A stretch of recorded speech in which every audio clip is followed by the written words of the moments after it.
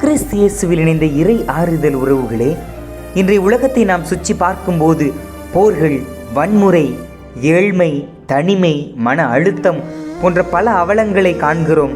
வெளிப்படையாக முன்னேற்றம் இருந்தாலும் உள்ளார்ந்த அமைதி குறைந்து கொண்டுதான் இருக்கிறது. இந்த இரைச்சலின் நடுவே உலகத்திலிருந்து விலகி நற்கருணை ஆண்டவரின் முன்னிலையில் ஜெபத்தில் வாழ்ந்து உலகிற்காக மன்றாடும் மறைந்திருக்கும் ஆன்மாக்கள் என்றும் உள்ளனர். அவர்களின் வாழ்க்கையின் சிறந்த எடுத்துக்காட்டுதான் அசிசியின் புனித கிளாரா. இவர் 1194 ஜூலை மாதம் 16 நாள் இத்தாலியின் அசிசி நகரில் ஒரு உயர் குடும்பத்தில் பிறந்தார்.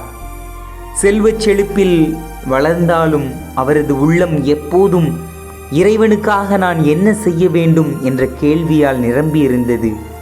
புனித பிரான்சிஸின் போதனைகள் அவரை ஆழமாக தொட அவர் ஏழ்மை, எளிமை, தாழ்மை ஆகியவற்றை தேர்ந்தெடுத்து கிறிஸ்துவை பின்பற்ற முடிவு செய்தார். ஆடம்பர வாழ்க்கையும் பெற்றோர் ஏற்பாடு செய்த திருமணத்தையும் மறுத்து 1212 குருத்தோலை ஞாயிறு அன்று இரகசியமாக வீட்டை விட்டு வெளியேறினார். புனித பிரான்சிஸை சந்தித்து தன் நீண்ட தலைமுடியை கத்தரித்து எளிய ஆடையை உடுத்தி துறவரத்தை ஏற்றார். பல்வேறு பெண்கள் இவருடைய எளிமையான வாழ்க்கையை பார்த்து இவரை பின்பற்றினர். இதன் மூலம் ஏழைகளின் புதல்வியர் என்ற சபையை இவர் உருவாக்குகிறார்.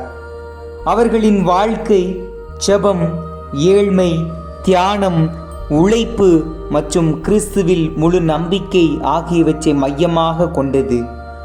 புனித கிளாராவின் ஆன்மீகத்தின் மையம் நற்கருணை ஆண்டவர் மீது அவர் கொண்ட ஆழ்ந்த அன்பு. அவர் கிறிஸ்துவை நோக்கி வாழ்ந்தார், கிறிஸ்துவை தியானித்தார், அவரை பின்பற்றினார். அவருடைய வாழ்க்கை முழுவதும் கிறிஸ்துவே என் செல்வம் என்ற நம்பிக்கையில் அமைந்தது. ஒருமுறை அவர், என் ஆண்டவரே, உமது அன்பில் வளர்ந்த இந்த உமது எளிய மகள்களை என்னால் பாதுகாக்க இயலவில்லை, நீரே இவர்களை காத்திருளும் என்று ஜெபித்தார். அப்போது நற்கருணையிலிருந்து நான் உங்களை எப்போதும் பாதுகாப்பேன் என்ற குரல் ஒலித்ததாக வரலாறு கூறுகிறது. ஒரு மரபு கூறுவதாவது, எதிரிகள் மடத்தை தாக்க வந்தபோது உடல்நிலை சரியாக இல்லாத போதிலும் கிளாரா நற்கருணை ஆண்டவரை உயர்த்தி காட்டியதும் அவர்கள் பின்வாங்கினார்கள். இதன் மூலம் அவரது வலிமை ஆயுதத்திலோ செல்வத்திலோ அல்ல, நற்கருணை மீதான விசுவாசத்தில் தான் இருந்தது என்பதை நாம் புரிந்து கொள்கிறோம்.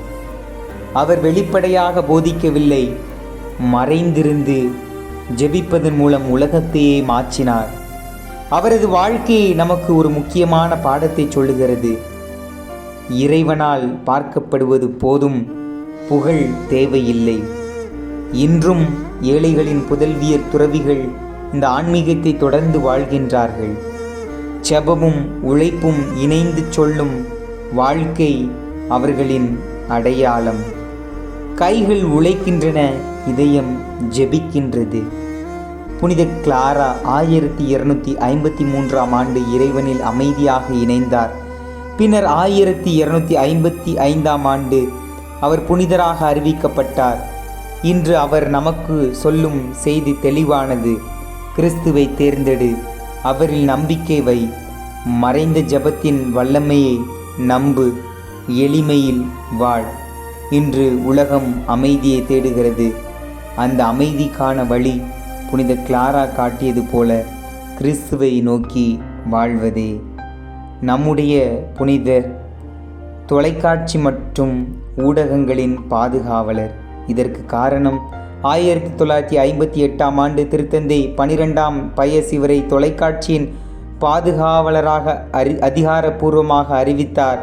இதனுடைய பின்னணி, கிளாரா கடுமையான உடல்நலக் குறைவால் படுக்கையில் இருந்தபோது அவரால் சில மைல்களுக்கு அப்பால் நடந்து கிறிஸ்துமஸ் நள்ளிரவு திருப்பலியில் கலந்து கொள்ள முடியவில்லை. அப்போது இறைவனின் புதுமையால் அந்த திருப்பலி முழுவதையும் தன் அறை சுவரில் ஒரு நேரலை காட்சி போல தெளிவாக காணும் ஆன்மீக பேறு பெற்றார். எனவே தான் இவர் ஊடகங்களின் பாதுகாவலர் ஆனார். நம் புனிதர் நமக்காக பரிந்து பேசிக் கொண்டிருக்கிறார்.